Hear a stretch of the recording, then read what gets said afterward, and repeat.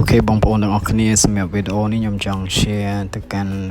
បងប្អូនយើងដែលគាត់មានចំណាប់អារម្មណ៍គាត់ចង់ចាប់ផ្ដើម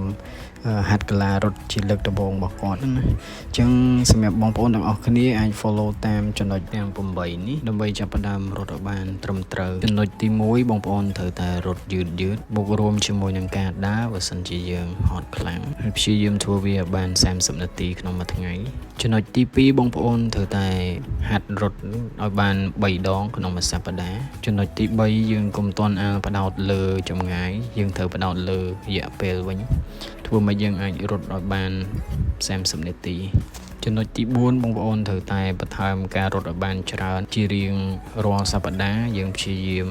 បន្ថែមការរត់ហើយនឹងបន្ថយការដើរចំណុចទី5បងប្អូនរត់ក្នុងល្បឿនដែលយើងអាចនិយាយគ្នាលេងបានទី6បងប្អូនគួរតែមានស្បែកជើងល្អមួយគូដែលយើងអាចពាក់រត់ជាប្រចាំថ្ងៃបានចំណុចទី7បងប្អូនត្រូវតែចេះកម្ដៅសាច់ដុំមុនពេលដែលយើងរត់ហើយនឹងបន្ធូរសរសៃនៅពេលដែល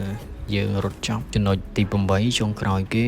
គឺសំខាន់ជាងគេបងប្អូនត្រូវតែធ្វើវាឲ្យបានជាប់លាប់អូខេឥឡូវនេះយើងមករត់រយៈពេល1ម៉ោងទាំងអស់គ្នាចាំមើលថាតើយើងរត់ចម្ងាយប្រហែលគីឡូទី1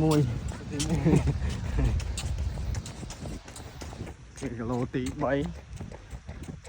គីឡូទី3គីឡូទី4យើងមកដល់ដើមឈើចាំស្នេហ៍ខ្ញុំមកសា3កង់គីឡូទី5ចាញ់ខ្ញុំអ្នកគីឡូទី5មួយទៀតអូខេអូស្អាតណាស់នេះគីឡូទី5ហ្នឹងបងប្អូនគីឡូទី5យើងមកដល់ស្ពានវិញអត់3កង់ទេអត់3កង់បន្តិចទេគីឡូទី6ហ្នឹងគីឡូទី1បាននេះគីឡូទី1បាននេះអ្នកទៀតសាបាស្ទីនសាវេខ្ញុំនេះកញ្ចែលឆា6គីឡូគាត់អាចរត់បានណាអញ្ចឹងអាចចូលគីឡូទី7ទៅគីឡូទី10ហ្នឹង easy បំផុត easy ចូលគីឡូនេះគឺមានអារម្មណ៍ថាជើងយើង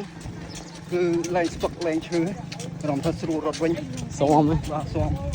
គឺយើងរត់ល្បឿនមួយតែថេគឺស្រួលបំផុតបើមិនជាយើងរត់ក្នុងល្បឿនលឿនជាងហ្នឹងទៀតក៏បានយើងយក speed លឿនជាងហ្នឹងពេលជិតដល់គីឡូទី8ឬក៏គីឡូទី9គឺយើងយក speed លឿនបើទៀងឯងចាឆាគីឡូទី7គីឡូទី7មិនកាទៀវឆាទេឆាក៏គីឡូទី7ជាងហ្នឹងទៅគីឡូទី8គីឡូទី8គឺគីឡូទី8ហ្នឹងបងប្អូនតែថ្ងៃនេះបើជាយើងរត់តាម8គីឡូហ្នឹងទេ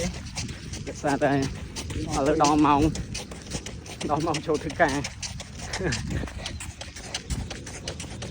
ចឹងយើងនៅ cool down បន្តិច2នាទីអីទៀតមុនយើងបញ្ចប់ការរត់